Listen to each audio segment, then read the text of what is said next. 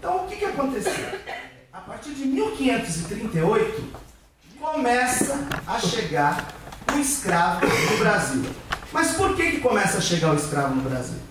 Porque o índio não serviu para ser escravizado. Nós somos colonizados. Nossos costumes são europeus. Então, nós não temos tudo que foi da nossa cultura hoje foi importado. Nós fomos obrigados a abstrair a nossa cultura, porque a nossa cultura seria a cultura tupi-guarani, seria a cultura indígena. Então nós, como povo colonizado, quando a família real chega no Brasil, eles precisavam de alguém para fazer alguma coisa para eles, porque eles estavam acostumados com esse tipo de vida na Europa. Então o que aconteceu? O índio, ele não se prestava, ele não tinha os refinos que a família europeia precisava. Então o que aconteceu? Vamos pegar o povo de outros lugares, e foi o grande elemento da época a questão da escravidão. Foi uma questão econômica, inclusive, porque se comercializava a mão de obra escrava. Só no Rio de Janeiro, o porto do Valongo, que hoje em dia conseguiram, através de escavações, conseguiram reavivar, saber onde que era o porto, porque ninguém nem sabia onde que era o porto de entreposto de escravos. Foram 14 milhões de negros que foram traficados do continente africano, que entraram no Brasil pelo porto do Rio de Janeiro, que foram tirados da terra-mãe e trazidos para cá. Só que é assim, eles foram expropriados de tudo. Eles foram expropriados de família, de crença e de natureza de vida. Porque quando o negro chega no Brasil, e eu tenho que falar do negro porque o candomblé nada mais é do que o elemento de resistência da cultura negra. Na realidade, o que aconteceu? O português, o nosso colonizador, o que eles idealizavam? Que as pessoas que não tivessem a mesma crença, que não fossem iniciadas no cristianismo, não tinham alma. Então os negros e os índios, eles eram considerados como seres sem almas. Tanto que numa das minhas pesquisas na Bahia, foi muito interessante, porque o que aconteceu? A Bahia é o único estado do Brasil que tem 365 igrejas. Então, ou seja, é uma igreja para cada dia do ano. É um santo para cada dia do ano. Se o santo da segunda-feira não resolver, vai ter um para terça-feira que vai resolver. Só que o que acontecia? E a mão de obra escrava, ela era utilizada para construir aquilo tudo, para construir. Tanto que existe a cidade baixa e a cidade alta. Quem foi em Salvador conhece muito bem. Tem o elevador Lacerda, que faz essa ligação entre as duas cidades. O que aconteceu? O escravo, a mão de obra escrava, ele era obrigado a trabalhar, e ele trabalhava até a exaustão, e muitos deles morriam.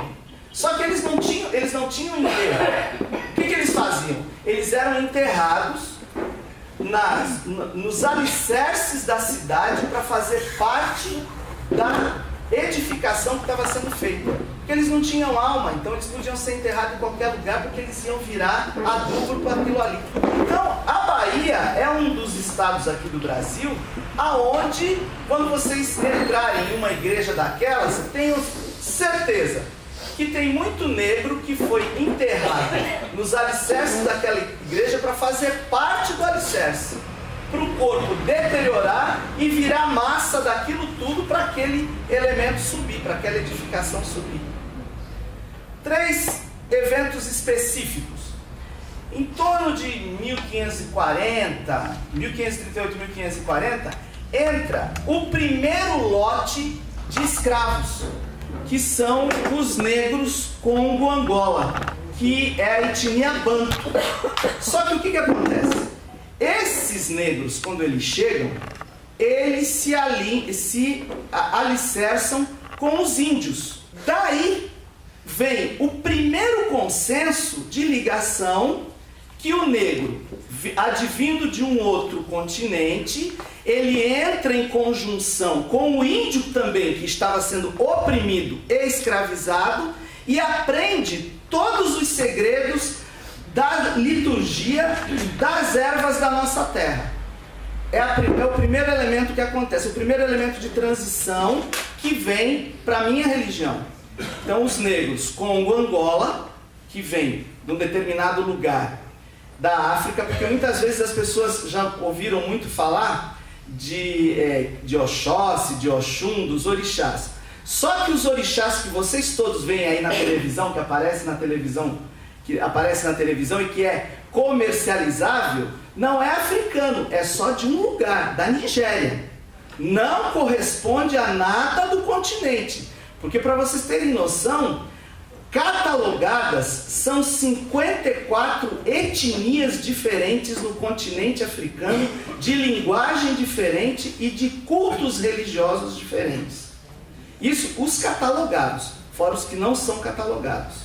E os orixás do Brasil, eles vêm de um lugar só, eles vêm da Nigéria.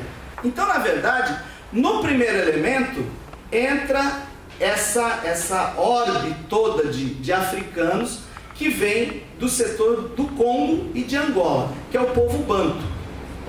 Na sequência disso daí, mais ou menos por volta já uns 50 anos depois, vai vir a segunda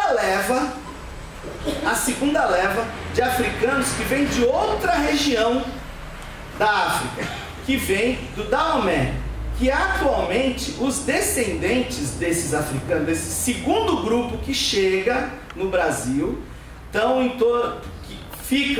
residem hoje, os descendentes estão no Maranhão, Pernambuco, é onde essa etnia chegou, o pessoal oriundo do Daomé, que aqui no Brasil virou o candomblé jeje, ou o candomblé fon, que é a especificidade desse grupo étnico. A partir disso, nós vamos ter o terceiro elemento, que é por volta já do século XVIII, onde houve uma ruptura grande na África e os escravos, eles são oriundos de Oió, que é o povo Iorubá, que é hoje o território nigeriano, que é da onde vêm os nossos orixás. Então acontece o seguinte, em verdade, o que foi que aconteceu? Só que as duas etnias que vieram antes, duas etnias não, é que vieram mais etnias, mas é que foram mais específicas para que eu pudesse exemplificar para vocês. As duas etnias que vieram antes não eram organizadas. Os iorubás, eles tinham uma política organizada, um elemento de sociedade organizado, eles tinham escrita e eles tinham o sistema econômico social organizado e técnicas agrícolas já esclarecidas. Então eram a etnia que era mais desenvolvida. Tanto que quando essa cidade ela é assolada lá na África, Oió, que existe o reino de Oió até hoje, que é o reino onde se cultua o orixá Xangô, quando essa cidade ela é invadida, que pegam os escravos, pegam os negros dessa etnia iorubá como escravo para serem trazidos, para serem traficados para o Brasil, eles acabam, o que acontece? Eles acabam pegando o quê? Eles pegam a alta cúpula desse reino, do reino de Oió, eles pegam os sacerdotes, eles pegam os economistas, porque eles tinham um sistema econômico, eles pegam os professores, porque existia professores de língua iorubá, eles pegam a alta cúpula e traz para o Brasil como escravo. E todos eles são vendidos como escravos. Uma delas, uma rainha, chega em Salvador, é vendida para Salvador, chega em Salvador, e a partir daí, no século XVIII, nós já estamos no século XVIII, já se passaram aí quase 200 e poucos anos de escravidão, e da etnia africana ter sido subjugada. E o que aconteceu? Essa matriarca, que chama-se Anassô, ela tinha um alto posto na política de Oió, que é a cidade base do reino Iorubá. Ela funda na Barroquinha, que é um bairro de Salvador, ela funda o primeiro candomblé brasileiro. Ela funda a Casa Branca, que existe até hoje, e em 1984 é considerada a casa de candomblé mais antiga do Brasil, e o IFAM, que é um órgão responsável por isso, coloca a Casa Branca como sendo o primeiro monumento africano no Brasil a ser tombado como patrimônio histórico. Então, isso a partir de 1838, 1839. Então, o candomblé, registro do candomblé como essência religiosa, nós vamos ter em 1838, 1840, quando é organizado o culto, quando se organiza o culto, que é o formato que nós levamos, levamos a culto até hoje. É assim, na verdade, o candomblé, ele tentou, os nossos ancestrais tentaram resgatar tudo aquilo que era evidenciado na terra-mãe, tudo aquilo que era evidenciado na África. E, na verdade, o candomblé brasileiro, e atentos a isso, o candomblé, ele é uma religião extremamente brasileira. Na África não existe candomblé. O candomblé é do Brasil, o candomblé é de brasileiros, e o candomblé tem a característica do Brasil. Porque, na realidade, foram vários povos que acabaram se unindo e formando uma religião, um elemento de culto. Mesmo porque até o nome candomblé, na realidade, vem do dialeto banto, que na realidade não começa como candomblé, começa como calundu, que seria, para exemplificar melhor para vocês entenderem, é a reunião de muitos negros juntos. Então, o que nós vamos... nós vamos ter um calundu hoje. Então, quando se falava na época que era um calundu, então já se sabia que eram muitos negros reunidos. Com o tempo, o calundu virou candomblé. Porque o candomblé, na realidade, é isso. É a reunião de muitos negros que vão cantar em prol dos seus ancestrais. E aí nós temos exatamente o elemento religioso, porque hoje em dia existe uma especulação muito grande a respeito disso, né? Uma especulação muito grande a respeito disso. Porque, em verdade, o candomblé, ele exemplifica o ser humano como base de tudo. A nossa religião não é uma religião de muitos deuses, como as pessoas apregoam por aí. Não. Nós não temos muitos deuses. Nós temos um Deus só. Olodumare, o grande Senhor da vida. Olorum, o grande Senhor do Orum, o Senhor do céu infinito. Esse é o nosso Deus. Olodumare é o Deus da criação. É aquele que tudo pode, aquele que tudo vê e aquele que tudo determina. Então nós não temos, nossa religião não é politeísta, não, é monoteísta. Nós só temos um Deus. Só que dentro da nossa religião, esse Deus habita em nós. Esse Deus mora no nosso elemento maior. Esse Deus é o que nos provém do ar que nós respiramos. Esse Deus é que nos provém do intelecto para a nossa criação. Esse é o nosso Deus. Olodumare é único e supremo. Porém, para Olodumare, ele determinou que o homem não deveria, a criação máxima e excelência dele é o ser humano, é o homem. E isso está escrito nas tábuas da nossa religião, porque o candomblé também tem tábuas de inscrição. E isso está bem determinado, está inscrito na nossa religião. que a criação dileta de Olodumare é o ser humano, sendo que o primeiro ser humano a ser criado foi aquele ser humano capaz de gerar, que foi a mulher.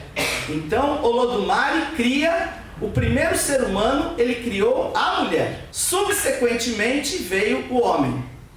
Eu acho que nós vamos ter até aí um senso de elemento aí de alguma particularidade com outra religião, com outras religiões, para não dizer que a nossa é tão diferente assim. Porque tudo, na verdade, Olodumare diz que tudo se converge no infinito. Se você soltar qualquer coisa no infinito, vai parar em um lugar só, na convergência de Olodumare, como ser supremo.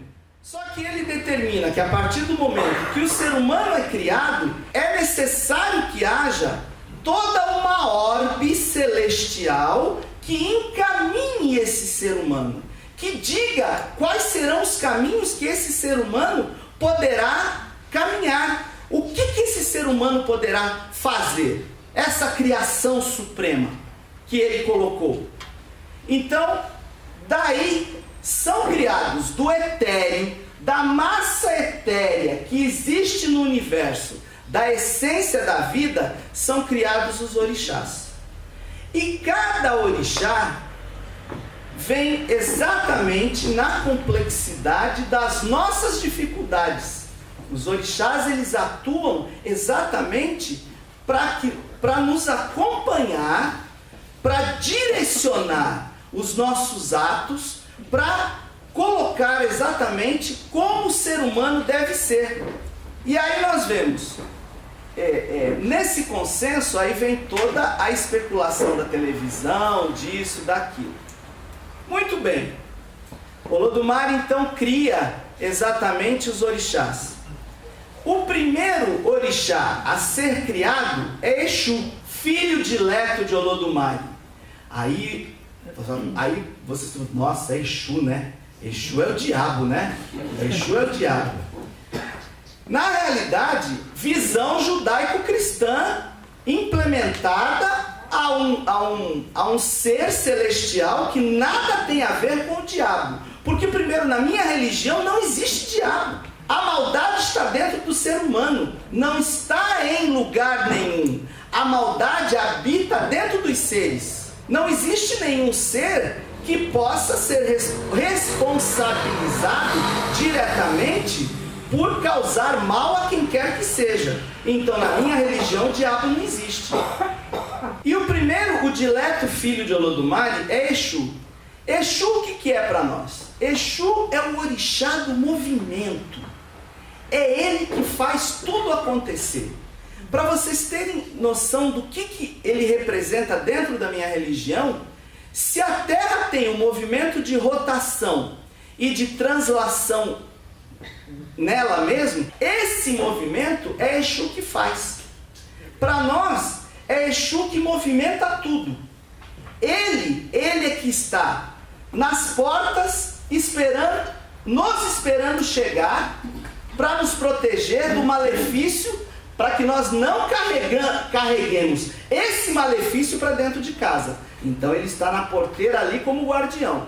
Ele está na porta nos esperando sair após a nossa noite de sono, para nos conduzir para a nossa vida e para o nosso caminho, nos protegendo dos malefícios da vida. É ele que exemplifica o movimento do dia a dia. É ele que faz o nascer do sol acontecer. Por determinação de Olodumare, ele é o grande fiscal e equalizador do universo.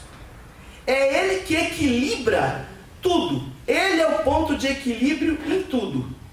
E é ele, Exu, esse orixá, que nos viabiliza naquilo que nós queremos de melhor para a nossa vida.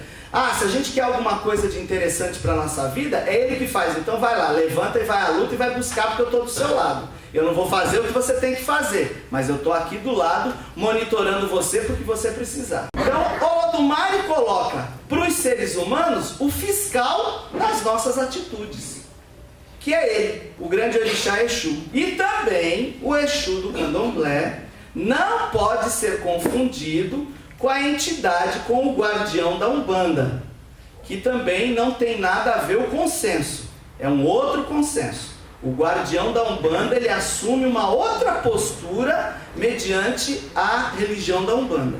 Pela nossa complexidade, por aquilo que nós precisamos evidenciar no nosso dia a dia, Olodumare determina que nós precisamos ganhar o pão, que nós precisamos aprender a trabalhar. E com relação a isso, nós temos o Orixá Ogum é criado, o Orixá Ogum é colocado no mundo para direcionar o trabalho do ser humano. É Ogum o grande trabalhador, que aqui no Brasil, devido ao elemento da escravidão, ele aparece só como grande guerreiro. Mas na realidade, no consenso dele, na essência, ele é o Senhor do Ferro. Mas o Senhor do Ferro por quê? É aquele que extrai da terra o elemento base para qualquer tipo de ferramenta que se possa arar o chão, para que você possa plantar uma semente e dali colher o seu sustento. Esse é o Ogum para nós dentro do Candomblé.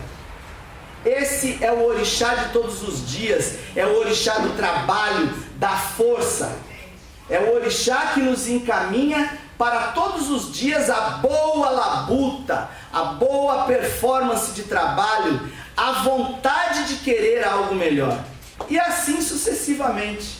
O orixá Oxóssi, para nós dentro do Candomblé, Olodumare determina, Oxóssi é um grande caçador, é aquele que determina exatamente as nossas intenções, porque o caçador ele só tem uma flecha.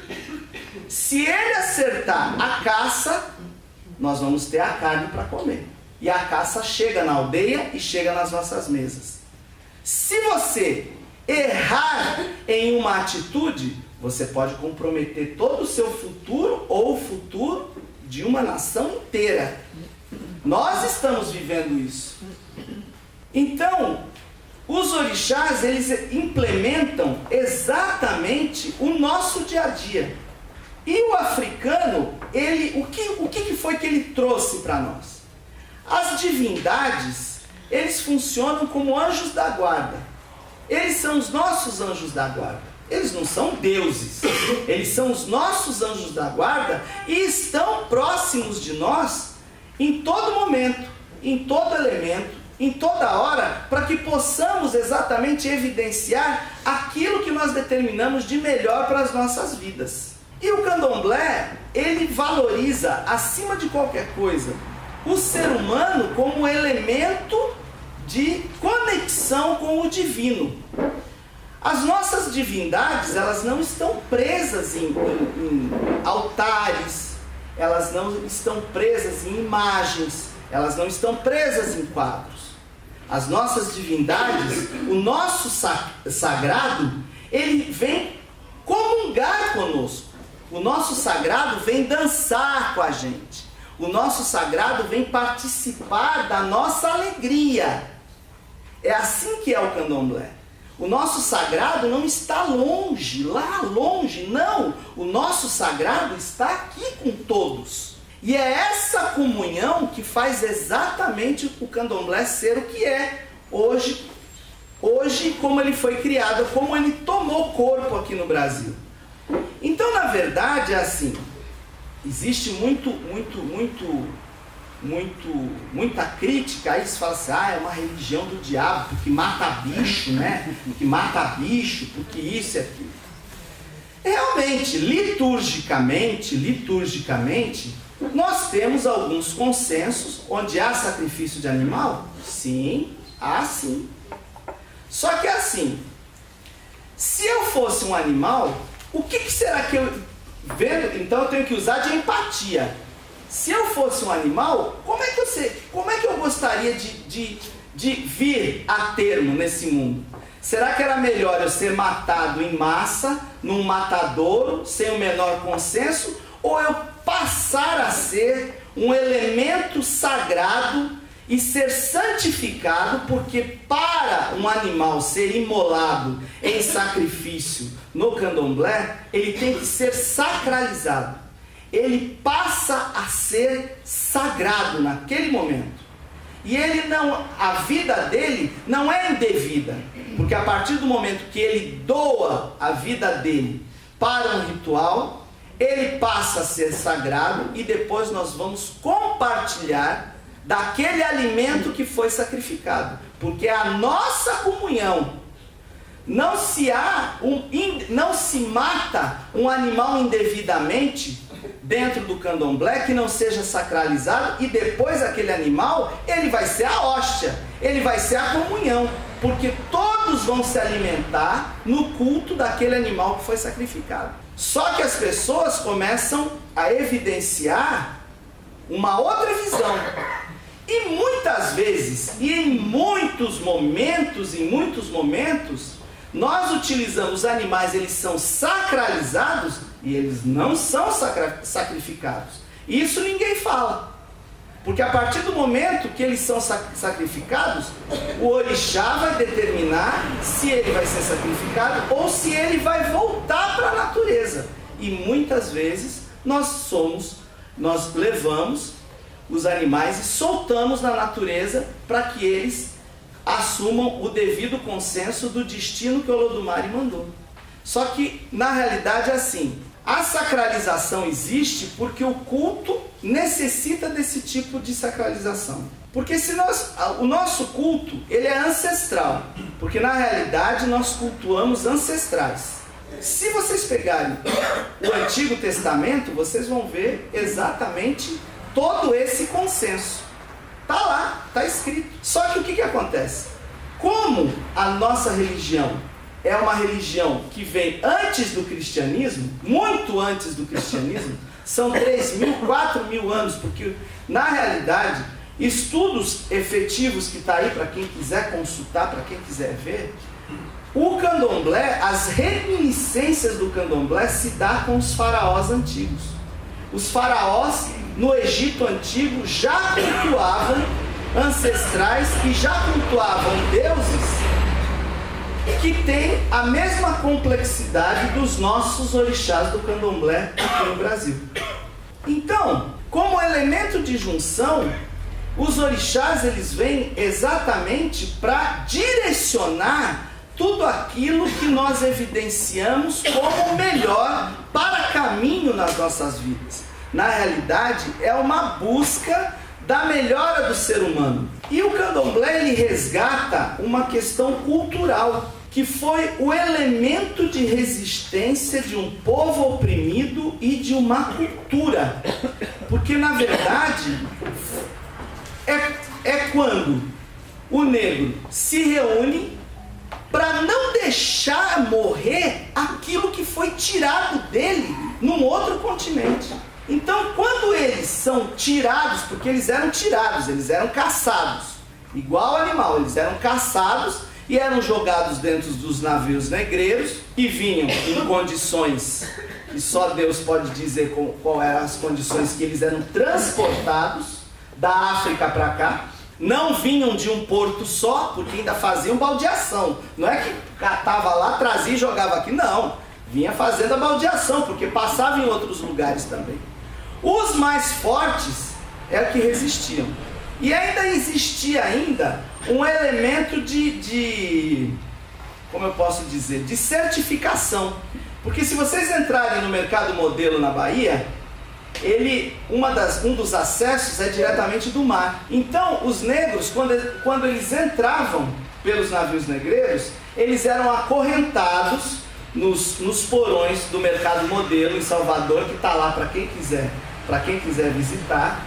E o negro, para entrar no Brasil, ele tinha que ter um padrão de altura.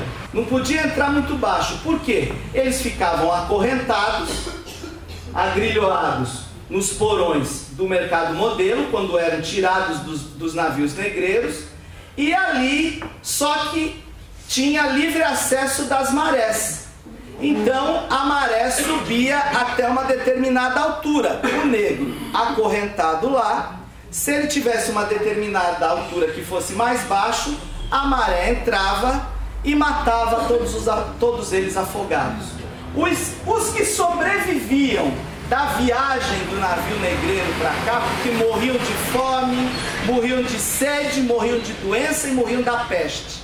Quando chegava aqui no Brasil, ainda passava por um controle de qualidade, que tinha que ter uma altura específica para isso, porque a água subia e aqueles que não tivessem altura suficiente morriam afogados.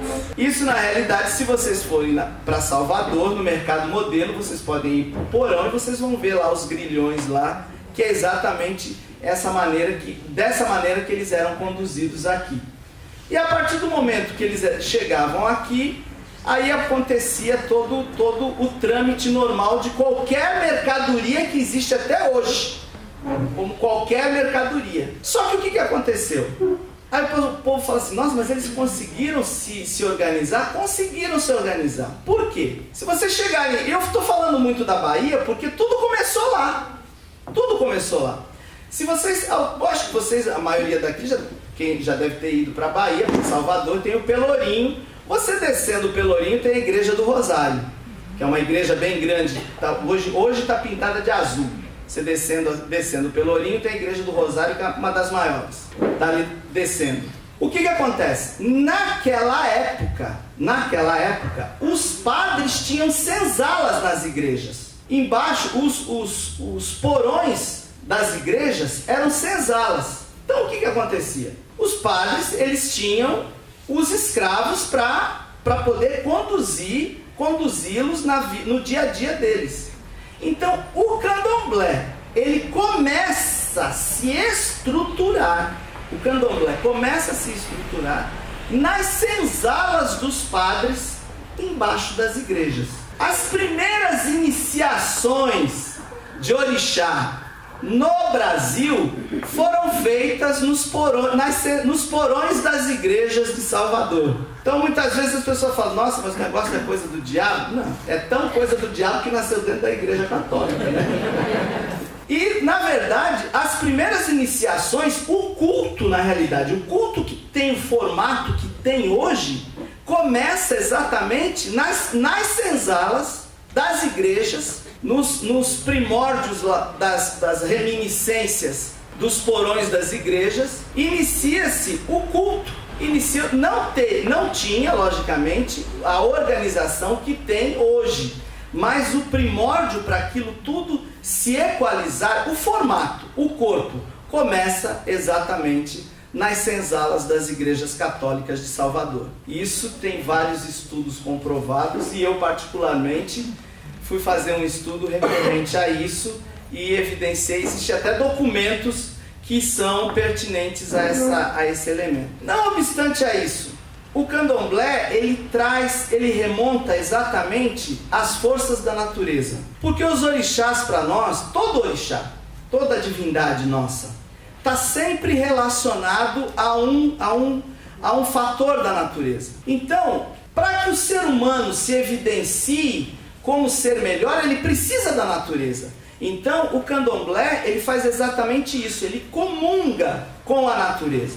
Esses orixás, eles se repartem exatamente nos 4 elementos. O primórdio de tudo começa, a base nossa do candomblé, começa exatamente com fogo, terra, ar e água, com os 4 elementos da natureza.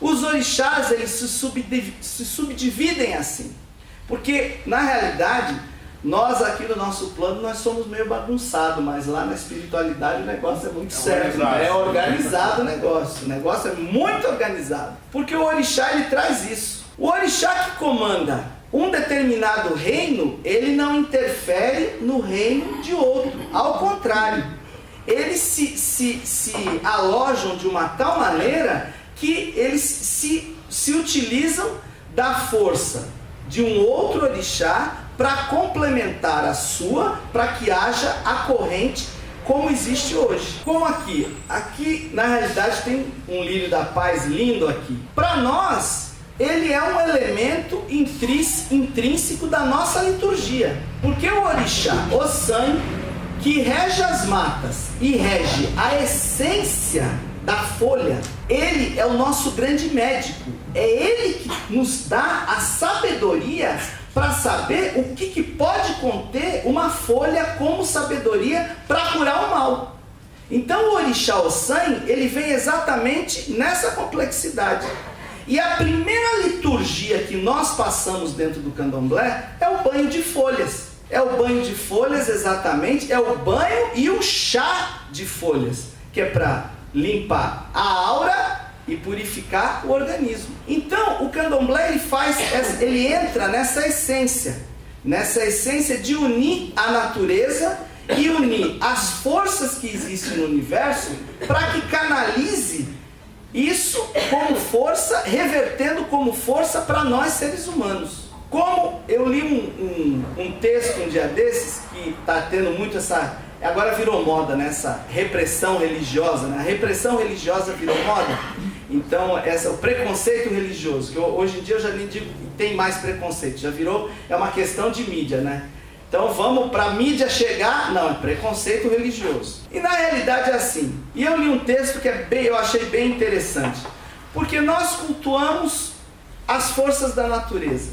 O ar, podem me tirar o meu orixá, o orixá em qual eu acredito. Mas não podem tirar o ar de eu respirar. E o ar que eu respiro é Oxalá que me dá. Oxalá é o dono do ar. É ele que dá o Emi. O Emi é o sopro da vida. Quando a criança nasce, que toma aquele susto, para nós é Oxalá que sopra. O sopro da vida é o Emi. Então o ar pertence ao Oxalá. Então nunca vão poder tirar o Oxalá de mim. O meu corpo precisa de água doce, água boa. Oxum é a mãe das águas. É a mãe que alimenta o coração. É a senhora que determina a fertilidade das mulheres. É ela que traz a força da mãe e gera a criança e cuida da criança até os primeiros 7 anos de idade. Dentro do candomblé, para nós, a grande força geradora é o Oxum, que é a água da vida, porque afinal o feto fica dentro d'água, né? E o meu corpo é mais água do que propriamente matéria. Então podem tirar o Oxum da minha vida? Podem tirar o Oxum da minha vida, porque o Oxum está implícita dentro das minhas células. É a água do meu corpo, é a água doce que me alimenta. Não tem como tirar isso de mim. Então o orixá habita dentro de nós. O candomblé, ele exemplifica isso. A divindade habita dentro de todos nós. Olodumare direto, nosso Pai maior, habita exatamente no nosso Ori. E o que é o Ori? O Ori é isso aqui. O Ori é a cabeça. É aquilo que dá elemento a tudo. Existe um provérbio urubá dentro do candomblé que diz: o seu Ori vai fazer você de um rei se você se achar um rei. O seu Ori vai fazer de você um mendigo se você se achar um mendigo. E todo o poder se concentra exatamente no nosso Ori, porque nós somos exatamente aquilo que nós evidenciamos ser. Se a gente quer ser bom, nós vamos ser bom. Mas se a gente quer ser ruim, nossa, tem tanta coisa por aí, né? Então é exatamente isso. O candomblé, ele entra exatamente neste consenso de valorizar o ser humano, de valorizar o ser como pessoa do universo. Nos religa com a divindade. O sagrado faz parte do nosso dia a dia. O sagrado é todos os dias. Então o candomblé traz isso para a gente. Quando nós levantamos de manhã e damos conta de que estamos vivos, isso é o candomblé para nós, que é o ar que nos insufla os pulmões, que é a representação direta de Oxalá, ou Obatalá, como queiram chamá-lo. Isso é a representação direta do candomblé. O candomblé, ele trata exatamente disso, de valorizar o ser humano, de aparar as arestas e em constante evolução. Porque, como se trata de uma religião ancestral, todo dia a gente aprende uma coisa diferente. Todo dia existe uma menção diferente que o orixá traz, e todos os dias Principalmente eu, como Babalorixá, passei por um treinamento para que uma pessoa dentro do candomblé possa estar aqui no púlpito hoje, dando uma palavra para vocês. No mínimo são 7 anos de iniciação. Nós nos iniciamos, a partir daí começa toda a nossa liturgia. No primeiro ano nós temos que cumprir uma liturgia. No terceiro ano nós temos que cumprir outra liturgia. No 5º ano de iniciação é outro tipo de liturgia, até nós chegarmos aos 7 anos, que é a contemplação máxima, seria a maioridade dentro da minha religião. Só que a gente vê por aí um povo aí que pula um pouco essas fases. Então, o certo é esse. São 7 anos de ensinamentos.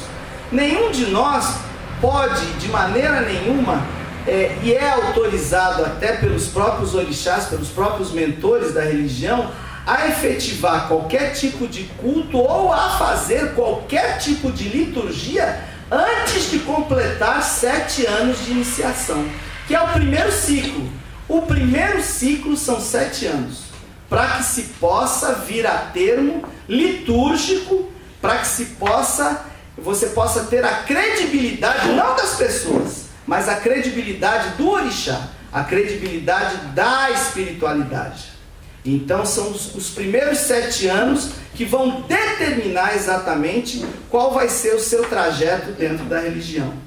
Se você receber a menção com posto de Babalorixá, como eu recebi, que isso não foi uma coisa que eu quis, isso foi uma determinação direta do escalão maior. Quando eu completei os 7 anos, aí eu tive que renovar meus votos com 14 anos e tive que completar o meu ciclo aos 21 anos de iniciado. Eu tive que renovar meus votos de novo aos 21 anos de iniciação. E aí eu completei o meu ciclo como Babalorixá. E é assim que funciona dentro do candomblé. As coisas não podem ser jogadas. As coisas, tudo tem uma lógica. Não se faz nada indevidamente. Não se pode atrapalhar a grande ordem do universo. Exu está aí para fiscalizar tudo e todos.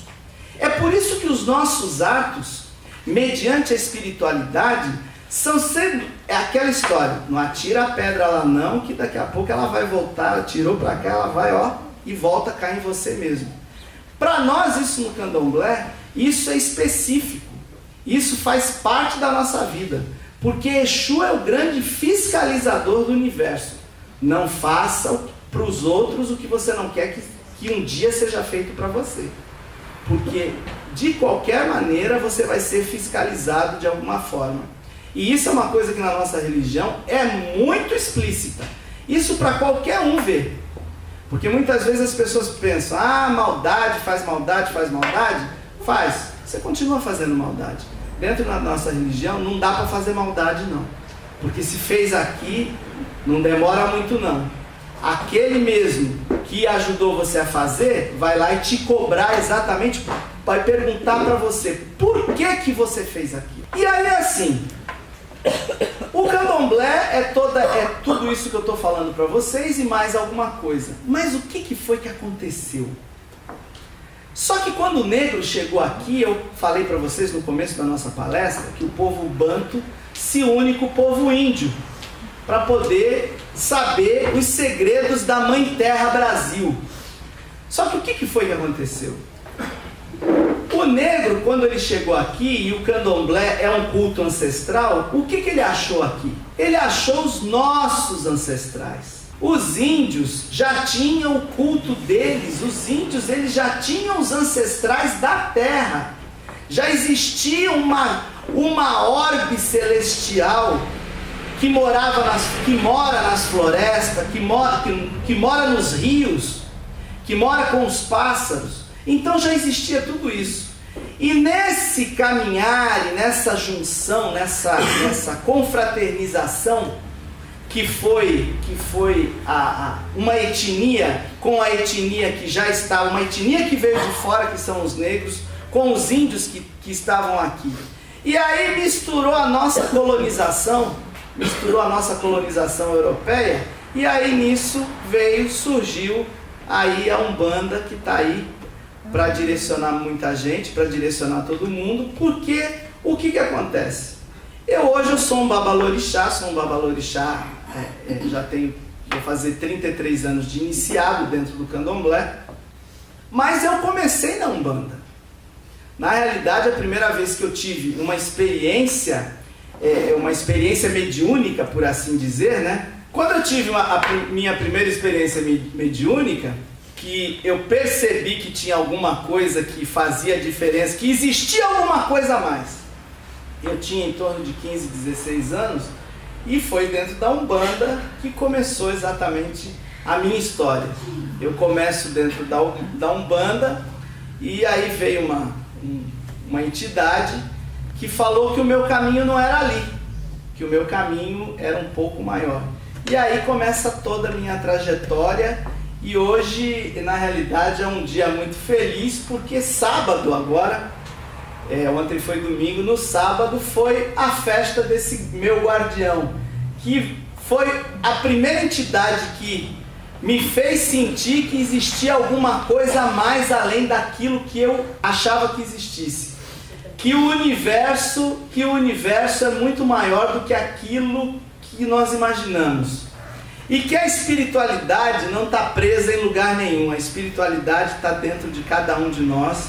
E que cada um de nós pode muito bem alcançar o sagrado, se nós acharmos que nós somos sagrados também. Se nós acharmos que nós somos criaturas que estamos próximas ao sagrado. Porque eu li em algum lugar que se você quer ver a melhor obra de Deus, se olha no espelho. E realmente é a coisa mais certa que eu posso ter. E hoje é um dia muito feliz para mim, porque sábado foi a festa do meu guardião, que eu tenho certeza que atua como mentor dessa casa também, que atua como mentor dos caminhos de muita gente aqui, que é seu tranca-rua das almas, que é o meu mentor, que é o mentor da minha casa, que é o mentor da minha vida, que é o mentor do meu caminho. E Ogum, que é meu pai, né? Ogum é meu pai, meu mestre, meu guia, é ele que determina as atitudes da minha vida, é ele que faz eu não perder a vontade de ter um amanhã melhor. Ogum é o grande orixá do trabalho. Então, na realidade, nós todos que saímos pela manhã para trabalhar, ou talvez aqueles que não saiam para trabalhar, porque a dona de casa trabalha muito mais até do que quem sai para trabalhar, porque quem sai para trabalhar tem jornada, né? A dona de casa que fica dentro de casa, ela não tem jornada, ela continua trabalhando, né? Ela continua trabalhando. Então Ogum é o grande orixá do trabalho. Então, na verdade, é ele que nos impulsiona para querermos um amanhã melhor. Se nós queremos um amanhã melhor para a nossa vida, um amanhã melhor para os nossos filhos, que os nossos filhos tenham um futuro melhor, uma nação melhor, que é o que nós precisamos hoje, uma nação melhor. Que o orixá Ogum traga isso na vida de todos e que traga isso principalmente no momento que nós vivemos, porque nós não podemos abandonar a esperança de um amanhã melhor. E Ogum traz isso. Ogum é a esperança. Por isso que aqui no Brasil ele virou um guerreiro, porque ele foi a esperança de um povo que vivia com grilhões, e hoje, para nós, ele é a esperança de um povo que ainda procura a liberdade, né? Perguntas?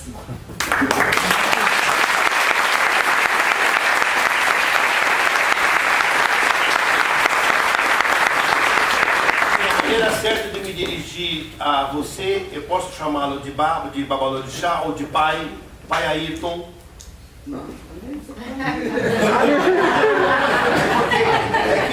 Eu vi que em alguns lugares, quando eu não tive o feitio liderado, quando não sou filho de santo pelo pai de santo, você não pode chamá-lo de pai. Eu não sei se isso tem algum sentido, mas para mim o que vale é o fato de chamar alguém de babalorixá, que é o pai de santo, na realidade, ou chamado de pai, é um título de respeito, é uma maneira como eu enxergo. Babá, né? Babá, Babá. que é a faceta no segundo. Isso. Eu queria fazer duas perguntas. Pois não. A primeira é sobre o Ifá, Sim. né?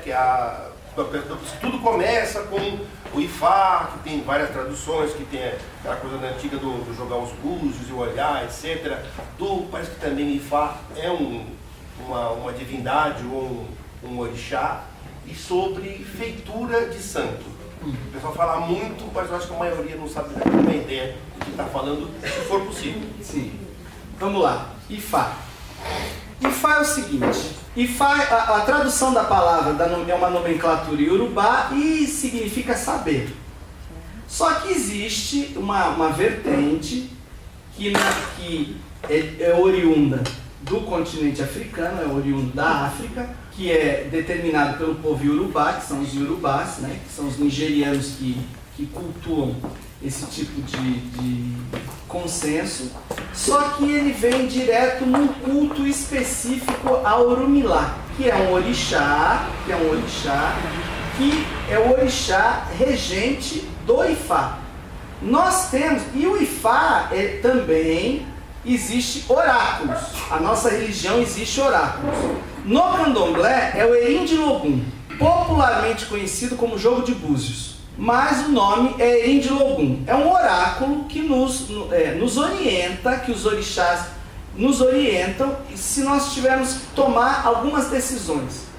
Nós temos que tomar algumas decisões referente a caminho, referente a pessoa, o consulente está com um problema no trabalho. Ele é do candomblé, ou pode não ser também do candomblé, mas geralmente é um filho de santo que procura o seu babalorixá para ter algum tipo de orientação. Perfeito. Então, o babalorixá, ele vai se reportar ao Erim de Logum, que é um oráculo, que é o jogo de búzios, para ver qual será a determinação que Olodumare vai mandar como orientação para aquele problema que está sendo implícito naquele oráculo. E o Ifá também tem a religião direta, que é o culto direto a Orumilá, que é uma outra vertente que não tem nada a ver com o candomblé. São subdivisões que não tem nada a ver com o candomblé, que é o culto a Orumilá. Certo. Que é o Ifá, que popularmente é o povo do Ifá, é o povo do Ifá. O povo do Ifá são eles cultuadores de Orumilá, que é um orixá específico, que não entra no culto nosso do candomblé. Para nós no candomblé, o similar de Orumilá é o Batalá, é Oxalá. Então tudo no candomblé é reportado ao Oxalá. No Ifá, tudo do Ifá é reportado a Orumilá, que é um outro orixá, que é o orixá da sabedoria. E a feitura? A iniciação. Bem, a iniciação ocorre de várias maneiras. A pessoa é como se fosse um noviciado. A pessoa ela tem que se recolher do mundo. Ela entra num processo de clausura, onde são determinados os dias, existem casos e casos, ou são 7, ou são 14, ou são 21 dias em clausura, para que a pessoa possa passar por todos os dogmas da iniciação do candomblé. E como que ocorre isso na realidade?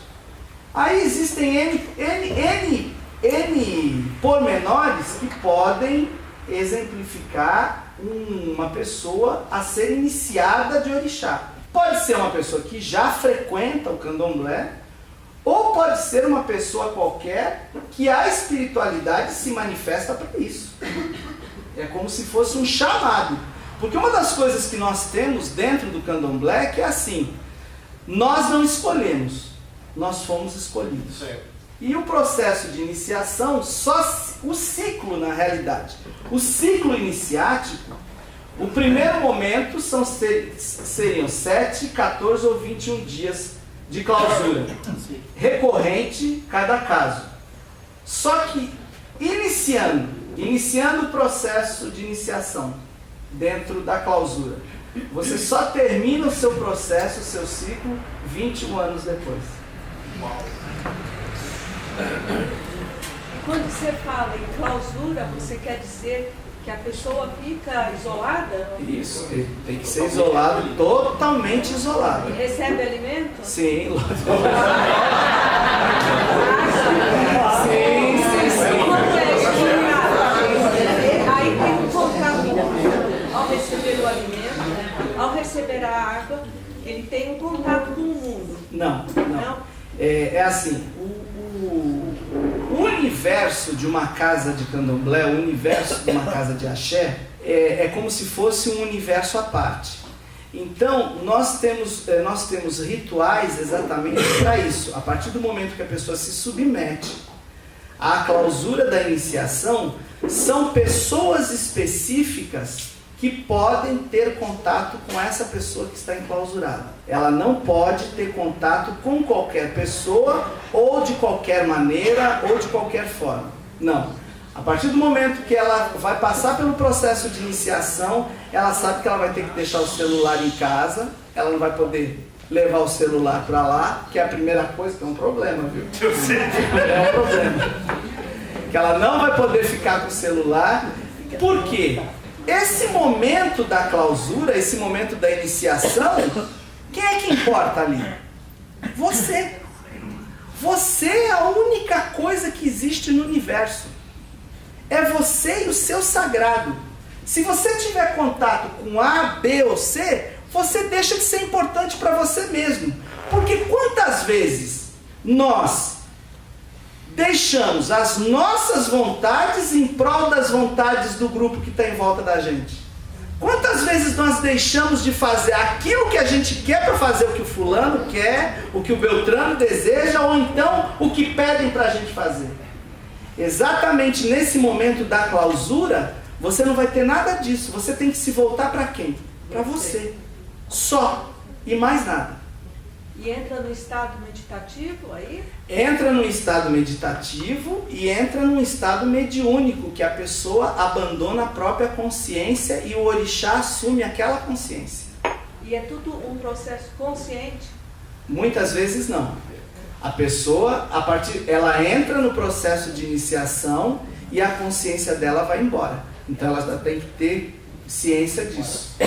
Que a consciência dela, muitas vezes, naquele momento, não é a coisa mais importante. Porque muitas vezes, qual é o problema?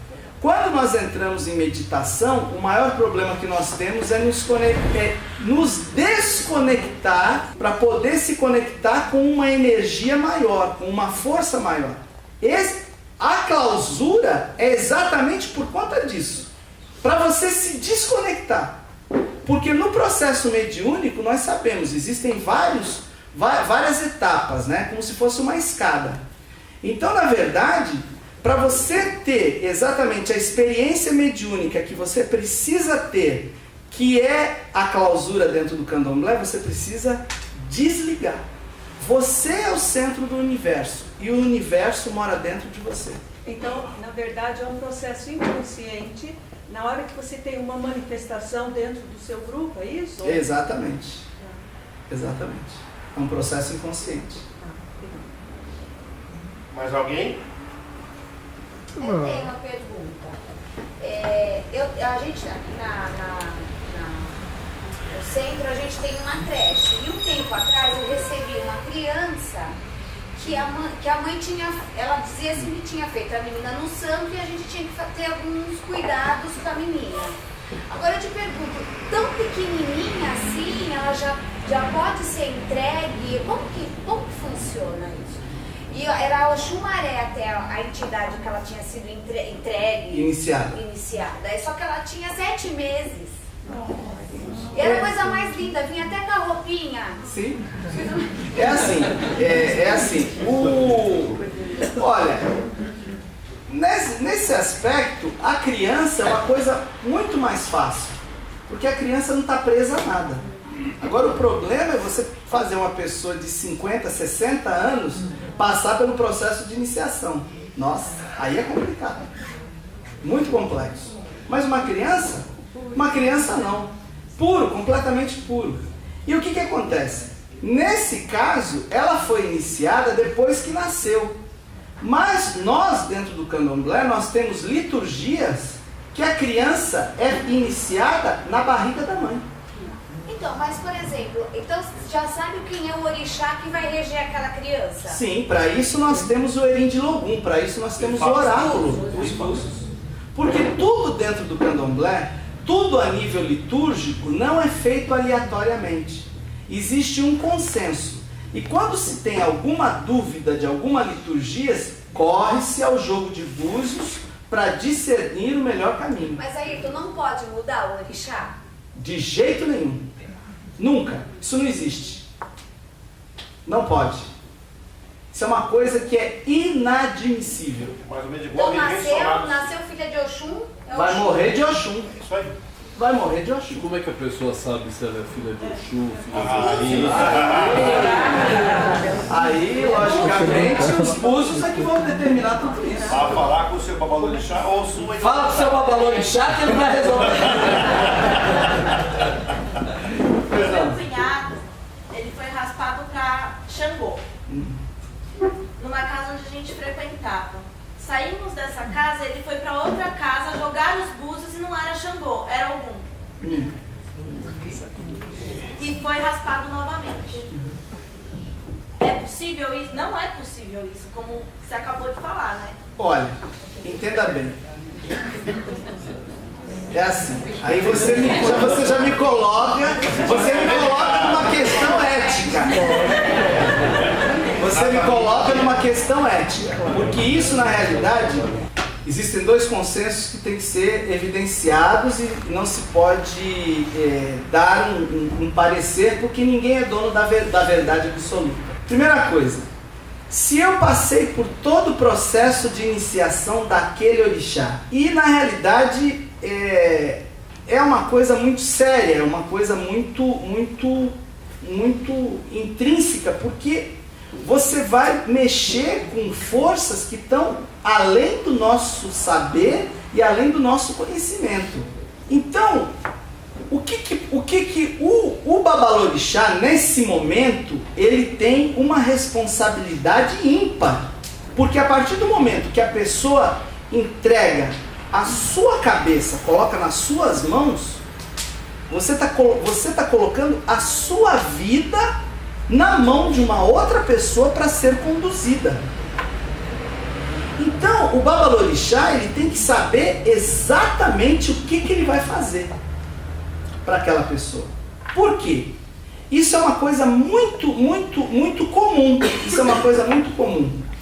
Nós que somos babalorixás, a partir do momento que nós temos o contato com o oráculo, com o jogo do búzio, existem situações que muitas vezes o que acontece? Um orixá, ele se aproxima da pessoa para dar algum caminho, para exemplificar algum caminho para a pessoa. Mas não significa que aquela pessoa seja daquele orixá. Então, se você, muitas vezes, o consulente chega para mim, senta na minha mesa de jogo de búzio, eu começo a consultar, e os orixás vêm conversar ali comigo, e Xangô aparece muito no jogo para aquela pessoa. Eu não posso em momento nenhum achar que o ori daquela pessoa é daquele orixá, porque ele está aparecendo ali. Porque o que pode acontecer? Aquele orixá está aparecendo no jogo de búzio, por quê? Aquela pessoa pode estar com um problema muito sério na família. Xangô é o orixá que reúne a família. Então aquela pessoa pode estar com um problema muito sério na família. Aquela pessoa pode estar com um problema muito sério de justiça, envolvendo advogado, documentação, papéis. Xangô apareceu ali. Mas isso não quer dizer que Xangô seja o dono do ori da pessoa. Porque os orixás é aquilo quando eu comecei a nossa palestra. Os orixás, eles são divindades que estão ao nosso redor para nos ajudar. Nunca para nos prejudicar. Talvez, na época, essa pessoa tivesse algum problema que trouxe o orixá Xangô para o lado dela. E aí é um consenso do babalorixá que está olhando o jogo de búzios, que está olhando o Erim de Logum. para saber se realmente aquele orixá era o dono do ori da pessoa. Agora, Babá, está me soprando umas coisas aqui que eu preciso passar também para enriquecer, já que nós estamos numa aula. Não deixa de ser uma iniciação quando você pega sua criancinha de um mês, menos de um mês, leva numa igreja, derrama água, passa. Sim, perfeito, excelente colocação. Sim. E a segunda coisa, a gente esquece disso, né, Eduardo? E foi muito legal você ter feito essa pergunta, porque eu não sabia, nem sabia disso aí. E a segunda coisa, nós aqui dentro do kardecismo estamos... Eu não posso ser que estou careca de saber, porque ficaria... Mas o camarada vai lá no centro da dona Maricota, eu estou com um problema, o consulente, como diz você.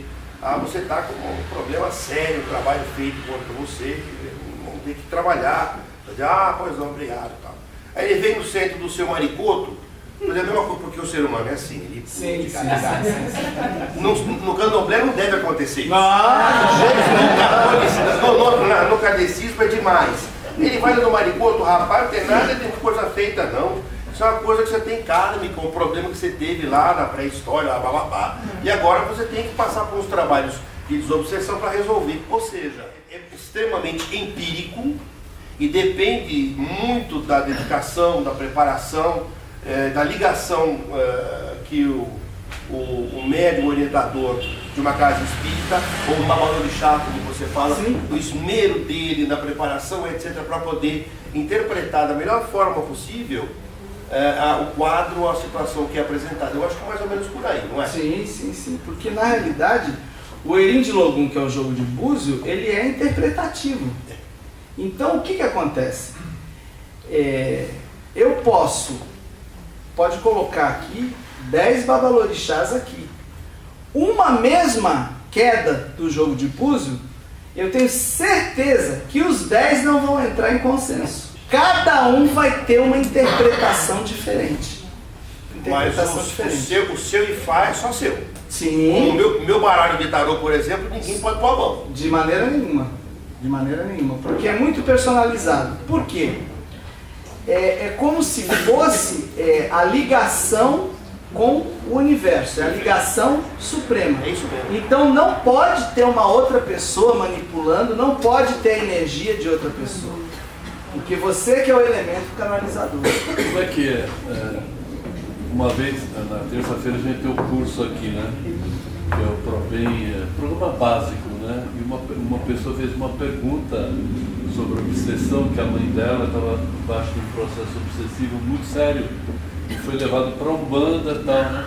Eu queria saber como é que funciona isso no candomblé. A gente tem as nossas técnicas aqui de tratar de um processo obsessivo, ou mais grave, ou complexo, ou um processo mais simples, através da doutrinação, de um trabalho até mais longo, né? Como é que funciona isso no candomblé? Bom, como é que você detecta? Sim, é aquilo que eu já comentei. O raio-x de tudo é o jogo de búzios. E isso, quando o consulente está com algum problema de obsessores, enfim, nós não tratamos muito dessa questão de obsessores. Nós nem damos essa nomenclatura. Nós damos um outro tratamento. Mas quando a pessoa traz esse tipo de situação, uma coisa muito verdadeira. A primeira menção é sempre a mesma. Por que a pessoa está daquele jeito? Porque é assim, tem que ter um culpado. E a pessoa nunca é culpada de nada. Fizeram uma macumba pra mim. Eu sou a pessoa mais maravilhosa do mundo. A minha vizinha não me suporta. Minha vizinha jogou terra de cemitério no meu portão. Eu vou morrer com isso. E ela já está toda doente, né? Tudo. Então o que acontece? Nenhum processo obsessivo acontece se não houver um motivo. E isso eu acho que deve ser na minha religião, na sua, em qualquer religião. Tem que ter um motivo que desencadeou aquilo. Tem que ter uma causa. E aí é onde entra. Cadê as suas atitudes? O mais difícil dentro do candomblé,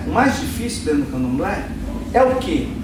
Nós como babalorixás, conseguirmos colocar consciência nas pessoas. Porque o primeiro passo da desobsessão é a consciência. Você tem que ter a consciência daquilo que você fez. A partir do momento que você se conscientiza do mal que está em você, aí nós conseguimos tratar. Enquanto a pessoa ela não consegue, porque tudo trabalha, então existem dentro do candomblé cultos, liturgias específicas diretas para o ori, que é a cabeça da pessoa, para o ori. Porque o ori, ele determina tudo. Porque se eu achar que eu estou com um obsessor, eu vou estar. Eu vou estar. E ele vai estar aqui, ele vai me obsediar, ele vai querer me matar, e isso vai acabar comigo e eu vou enlouquecer por causa disso.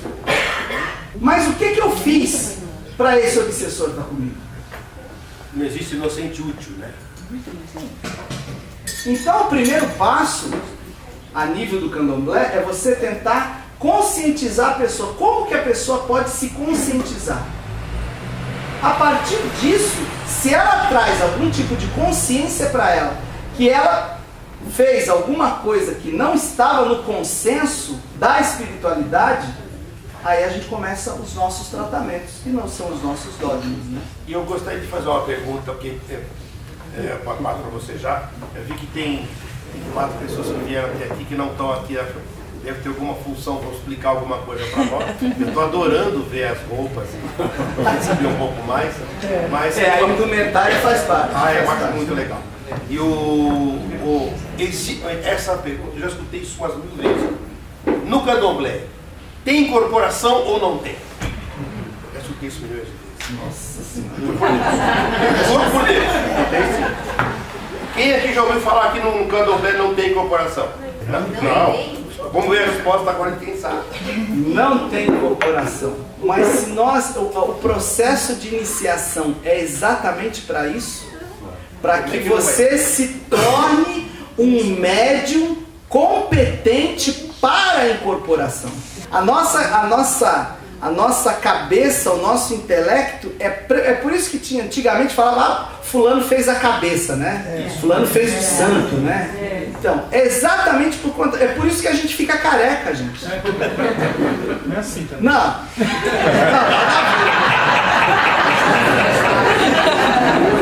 É que no processo de iniciação, você tem que ficar careca, tá vendo? Pra você meio caminho andado. Olha, eu cobro só metade do preço. Lógico que tem incorporação, sim, gente. Tem incorporação, sim. Logicamente que existem os ajudantes. Porque assim, dentro do candomblé, cada pessoa tem uma função. Cada pessoa tem uma função. O ori daquela pessoa já traz isso. O que é seu, é seu. Acabou. É isso que vocês têm que entender. No candomblé não se cria nada.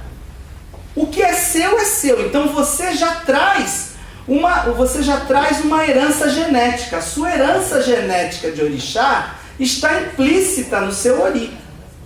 Então nós temos as pessoas, os médiuns que incorporam, são os eleguns, que é o meu caso, ou antigamente os iaôs, né? É o iaô, né? Os iaôs. São os eleguns, são os iaôs, são os médiuns de incorporação. E nós temos aqueles que nos auxiliam no momento quando nós estamos incorporados. Que é Ogã, que está aqui, o meu Ogã da minha casa, que está aqui, e minhas 3 equedes, que eu tenho 3 equedes, por favor, se levantem. Minhas 3 equedes. Lá no povo.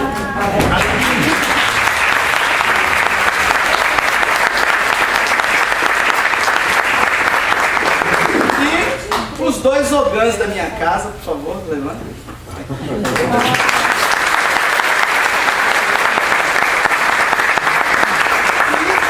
Eu tenho duas Iaôs, uma que está lá no fundo, as duas de Oxum.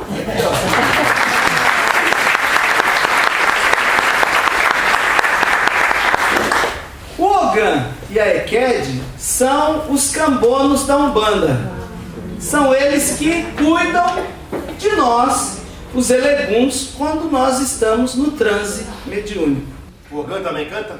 Opa! Canta, toca tabaco. Já toca um pouquinho. Diga lá. Por favor, eu gostaria de saber como identificar os falsos profetas. Vou explicar melhor. Quem joga búzios apenas um babalorixá? Digo isso porque a gente vê umas pessoas oferecendo alguns combos, assim, né? Joga búzios, Traz a pessoa amada em 24 horas, se ele estiver em São Paulo, depois mais um pouco. tem os combos. E aí você passa ali na 24 de maio, na Sé, e aí assim, então eu quero saber como identificar um ponto sério de atendimento mesmo, e se quem joga búzios apenas é um babalorixá, ou você pode comprar um combo assim de opções. Comprar um combo é ótimo. Olha, é assim. Você sabe que aproveitadores existem em todo lugar. Até Jesus expulsou os vendilhões do templo, não expulsou? É isso aí. Porque o que acontece? Para eu me tornar um babalorixá, primeiro foram 7 anos de aprendizado. Exatamente quando completou 7 anos, eu passei pelo processo da maioridade dentro do candomblé com 7 anos e recebi o jogo de búzios. Que aquilo é pessoal e intransferível. Aquele oráculo, ele participou desse dogma maior dos 7 anos. E foram feitos preceitos com ele, aonde eu tive que dormir com ele debaixo da minha cabeça, debaixo do meu ori, porque é só eu que vou conseguir ler o que está ali. Não é mais ninguém. Então eu não sei se aquele pessoal que fica lá na Estação da Luz, lá no viaduto da Luz, que senta lá no meio do caminho para jogar búzio, eu não sei se eles passaram por isso. Para mim, eu não posso pegar meu jogo de búzio e sair, botar ele no bolso e ir para lá, para cá, vou trazer ele aqui. Gente, faz a fila aí, vamos começar, vamos lá, por cabeça. O Hamilton vai ser o caixa. Já gostou dele fora. O Hamilton vai ser o caixa. Então, na realidade, o combo que traz a pessoa, desmancha, quer ver? Desmancha feitiço, faz ebó, traz a pessoa amada, fazemos iniciações e desmanchamos trabalho. É o combo. É assim. Não tem como fazer tanta coisa num negócio só, né? Tem, isso não existe. Na realidade, são os aproveitadores. Essa vestimenta, Ayrton, por exemplo, a Adriana, né, tem uma vestimenta, a outra pessoa tem outro tipo de vestimenta, você está com outro tipo de vestimento, tem a ver com essa iniciação e com o tempo que você está exercendo a sua mediunidade. Sim, e ainda vou arredondar. Eu sei do candomblé, por favor me corrija se estiver errado, diferente da maioria da Umbanda, é que no candomblé a hierarquia é super rígida, ela é pra valer. Sim. Existe o elemento hierárquico, é acima de qualquer coisa, é o que rege exatamente o consenso de respeito dentro do candomblé. É o consenso hierárquico. É por isso que nós temos, todos nós que somos do candomblé, nós passamos pelo processo de iniciação e exatamente as obrigações que nós fazemos é exatamente para confirmar cada degrau que nós subimos e cada posto que nós podemos alcançar dentro daquela hierarquia. Nós tivemos uma peça aqui que aconteceu na Casa Espírita, que é problemas que a gente pode ter, por exemplo, com a direção de uma casa, pode estar passando por alguns equívocos. A própria diretoria. Isso pode acontecer com o Babarorixá, por exemplo, que está se desviando do caminho, se aproveitando do conhecimento que ele tem, alguma coisa desse tipo? Sim. Isso é uma coisa que é... Olha, se eu falar para você que isso não é uma coisa muito difícil de acontecer, isso é uma coisa até muito fácil, muito comum. Né? É do humano, né? Porque o que acontece? Nós temos um problema seríssimo com a vaidade. E é assim, a partir do momento que nós somos Deus, ou porque nós parecemos com Deus e assumimos isso pra gente, fica muito complexo. Porque o candomblé tem muito isso. Porque o sagrado está na nossa mão. Mas do mesmo jeito que nos é dado o poder de alguma coisa, é tirado. E no candomblé é muito fácil você saber, fulano morreu. O orixá faz isso. Ele simplesmente tira, ele ceifa. Então, ou nós nos direcionamos exatamente da maneira que é, ou então nós somos ceifados. Para isso que Exu é o grande coordenador de tudo. E nós não fazemos nada no candomblé sem Exu. Ele é o grande determinador de tudo. Ele é o grande fiscalizador de tudo. Se ele é o que faz o movimento. Se ele movimenta tudo isso, é ele que leva e é ele que traz. Ele leva o nosso pedido e ele traz a resposta para nós. Mas aí, e o karma? Existe karma ou a lei do karma no candomblé? O que acontece? Para nós no candomblé, essa coisa de karma é ancestral. Se você se deixa, se você continua aquilo que os seus ancestrais deixaram para você, você vai ter uma vida contente. Se você para aquilo que o ancestral deixou para você, aí você vai ter um descontento. Seria o karma. Porque a nossa religião é toda baseada no culto ancestral. Da ancestralidade. Nós não acreditamos na morte. Para nós não existe isso. Nós acreditamos que existe uma continuação. Os nossos entes queridos, eles não morrem. Eles continuam a jornada como ancestrais, nos direcionando, nos encaminhando exatamente no consenso do certo. É exatamente dessa maneira. Por isso que o karma para nós, você pode até ter. Se você se desvia do caminho, se você se desvia da menção que os teus ancestrais te deixaram, aí você pode ter problema.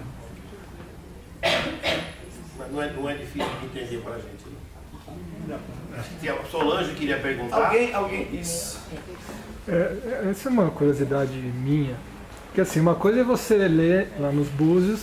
Cadê que fala? Acho que é daí. Você vê nos búzios que eu sou... Lê mesmo, que é uma interpretação, a gente lê. Que eu sou filho de um determinado orixá. Já me falaram que é Xangô, não tenho certeza, mas tudo bem. E assim, mas o que determina que eu seja filho de determinado orixá? É as minhas características que eu adquiro na encarnação, ou tem uma determinação do Deus de você, ou do Oxô, do Maré, que fala, não, você vai ser filho de fulano, ou tem a ver com a data que você nasce, como é que é isso? Dá para explicar mais ou menos? Não, nada disso. Isso que eu estou perguntando para quem sabe. Nada disso. É assim, o seu ori é seu. É a sua cabeça. Você é único no universo. Não existe. Qual é o seu nome mesmo? Ricardo. Não existe outro igual a você. E Ricardos pode ter muitos por aí. Mas como você, não. O seu DNA é único. A sua individualidade é única. Então, alguma coisa na sua ancestralidade vai determinar que você possa ser de Xangô ou não. Porque, na realidade, os orixás na África, eles eram cultuados na família. A família cultuava aquele orixá. Então, pode ter um orixá numa família que é cultuado há 500, 600, 1000 anos numa família só. Então, na realidade, através do Erim de Logum, vai ser determinado a qual família espiritual o seu ori pertence. É o seu ori que vai determinar.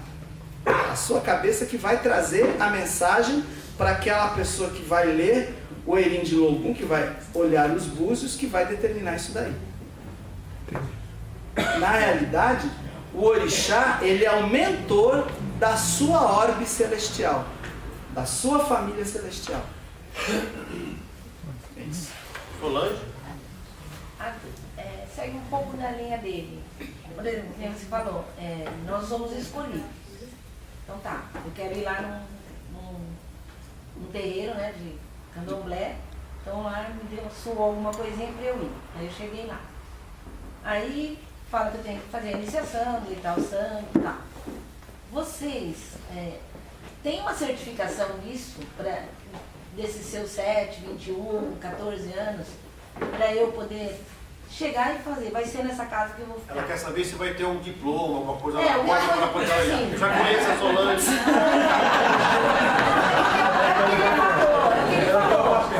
Tem um isso, É assim. Eu sou mãe de santo, mas como que eu sei que ele é mãe de santo? Exatamente. Não, essa é uma coisa que, na Não vai verdade... entrar a minha cabeça. Não. É perfeito, essa sua colocação é perfeita. Só que, infelizmente, não existe diploma de pai de santo. Tá. Não, mas não existe nada assim que vocês... Não sei. Então, no caso, vai ser o... É a confiança. Não é. O que acontece? O que implementa isso dentro da nossa religião? Você tem que saber tudo você tem que saber a procedência. Quem é aquele babalorixá? Há quanto tempo ele está ali? Qual axé que ele pertence? Da onde ele veio? Isso tem como qualquer pessoa levantar. É que às vezes as pessoas chegam vulneráveis lá, a pessoa fala, você tem que deitar o santo amanhã e tal, o cara vai lá e compra tudo. Mas Solange, isso tem em qualquer lugar? Não, tem, vai ter. Mas sim, isso eu quero saber, religião. se a pessoa quiser ter uma certificação, se ali ele vai estar... Não tem. Não tem. Realmente não tem. O que você pode fazer é uma investigação com relação... Quanto tempo aquele babalorixá está residindo ali naquele lugar? Aquele lugar onde o babalorixá está situado é dele mesmo ou é alugado? Até isso, né? Sim, porque se for alugado, esquece. Por quê? Nós precisamos plantar o axé no chão. Tudo no candomblé é na terra. Tem assentamento igual na Umbanda? Tem, muito mais. O da Umbanda é simplificado, no candomblé não. No candomblé a gente tem que fazer, na realidade não são assentamentos, são fundamentos de orixá. E é tudo feito exatamente na terra. Porque é a terra que é a grande mãe ancestral. Então tudo advém da terra. Eu trabalho aqui no Preço há 20 anos. Eu tenho amigos na Umbanda, né? De quarta-feira eu vou, a gente abre os trabalhos sempre com o Evangelho lá, né? E eu fui na sua casa, lá no seu terreiro. E aqui a gente está sempre baseado, é como se o Evangelho fosse a sustentação dos nossos trabalhos. Né? A gente sempre ou lê uma passagem, alguma coisa assim, né? Com vocês funciona assim, porque na Umbanda funciona assim também, pelo menos nessa que eu tenho os amigos. Né? Lê uma passagem, faz um comentário, uma passagem do Novo Testamento, ou de Paulo, alguma coisa assim. Com vocês também funciona ou não? Na realidade é assim, nós não temos um texto formado, mas nós temos a liturgia. Para que, como você teve lá na nossa casa, para que o meu mentor viesse naquele dia para atender as pessoas, para que a porta fosse aberta, para que as pessoas da rua chegassem, é sempre feito primeiro a liturgia específica para que possa o culto vir a ter efeito. Perfeito. Pai, então você do segmento, eu pesquisei um pouco, eu vi que tem uma corrente buscando de novo essa purificação do candomblé, buscando vagarosamente se desvencilhar um pouco do sincretismo, porque eu nem quis entrar, porque eu sei que é complexo pra caramba essa coisa de sincretismo, e a gente entende que no candomblé não existe Jesus. Sim. Não tem nada a ver, é muito mais antigo que o próprio Evangelho, porque 5.000 anos foi o que eu li, que veio do tempo dos egípcios, né? Uhum. Então não tem nada a ver com Jesus. Agora, não tem nada a ver com Jesus o candomblé, não tem nada a ver com Jesus o budismo, não tem nada a ver com Jesus o Hare Krishna. Então, para nós isso não me choca em nada. Agora, esse movimento de purificação, não sei se eu posso colocar assim, do candomblé, na sua casa é uma coisa que vocês buscam também? É que na verdade é assim, essa coisa do sincretismo, ficou mais evidente na Umbanda. E o que acontece? O grande problema é que existem vários babalorixás e ialorixás, né, vários pais de santo e várias mães de santo, que vieram da Umbanda como eu. Tá. Então, o que acontece? No ato da iniciação, muitas daquelas entidades da Umbanda não foram embora, porque fazem parte da orbe celestial do ori daquela pessoa. Que é seu, é o seu pacote, você vai carregar, que foi determinado para você.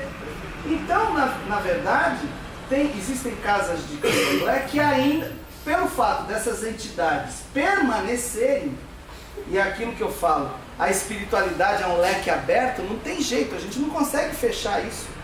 Como o meu caso. Se eu trancar a rua, foi uma entidade que me pegou na Umbanda. Eu fui iniciado no candomblé, eu passei por todos os dogmas, por todos os rituais. Ele não foi embora. Ele não foi embora, ele está aí.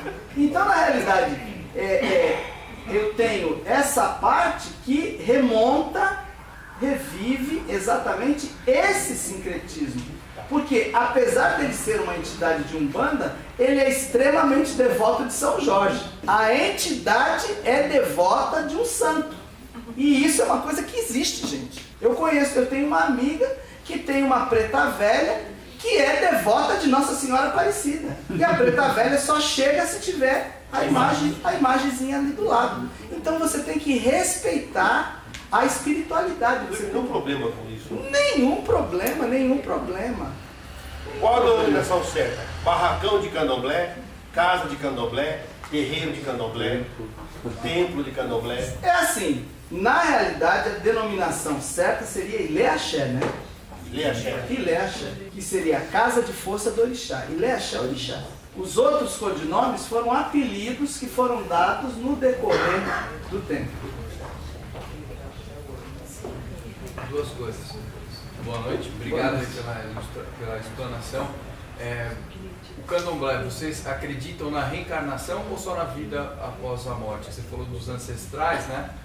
Então, vocês acreditam na reencarnação? E a segunda pergunta é como é que funciona um trabalho que é aberto ao público?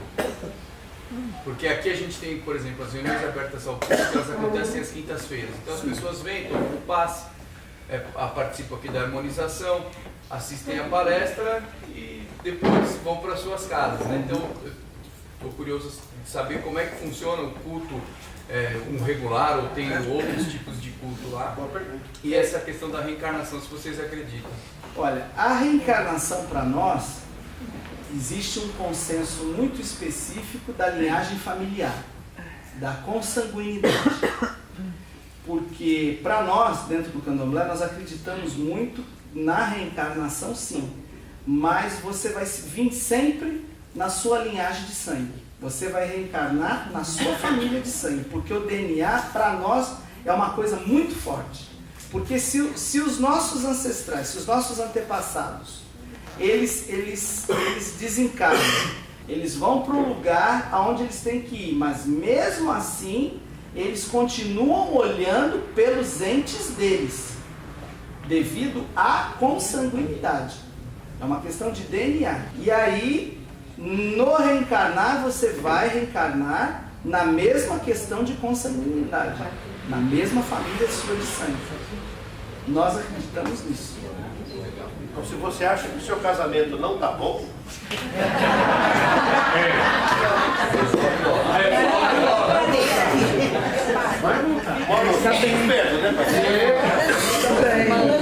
sangue é uma coisa muito forte.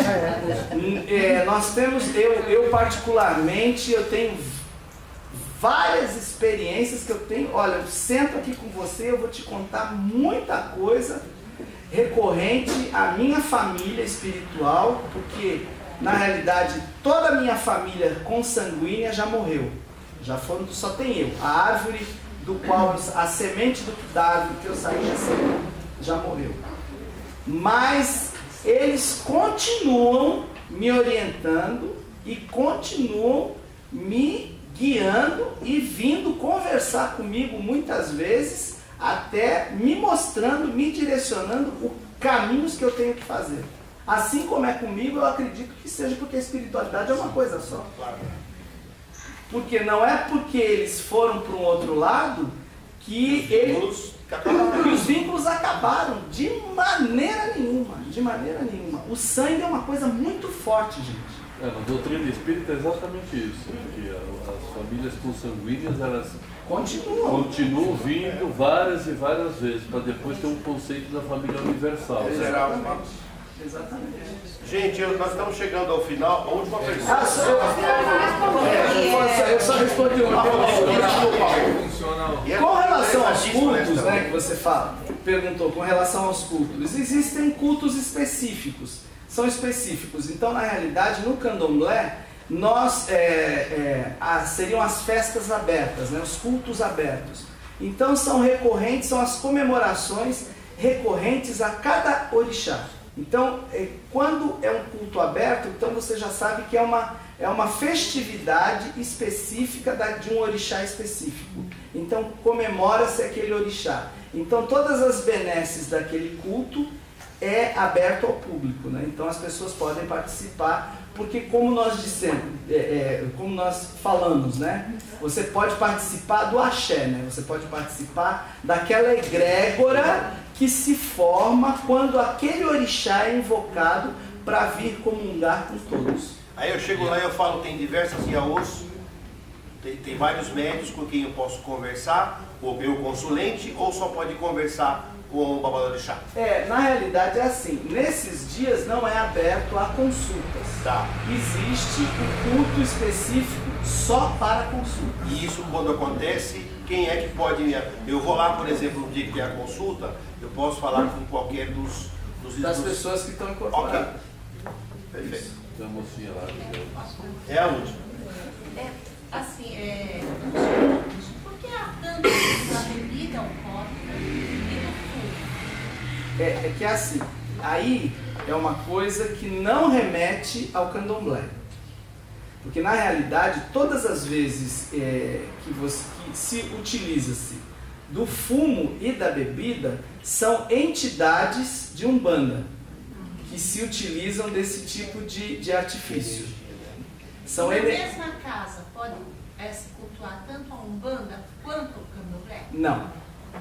Você pode ter cultos específicos para uma ou outra entidade que perfaz a complexidade do babalorixá da casa. Mas ou é Umbanda ou é candomblé. Um dia toca Umbanda, outro dia toca candomblé. Candomblé que não dá nada. É jalapa com batata. Eu quero saber o seguinte, a gente pode repetir a dose? A hora que vocês quiserem. Da sua parte? Da minha parte. Inclusive, até se quiserem que eu traga temas específicos, estou aqui.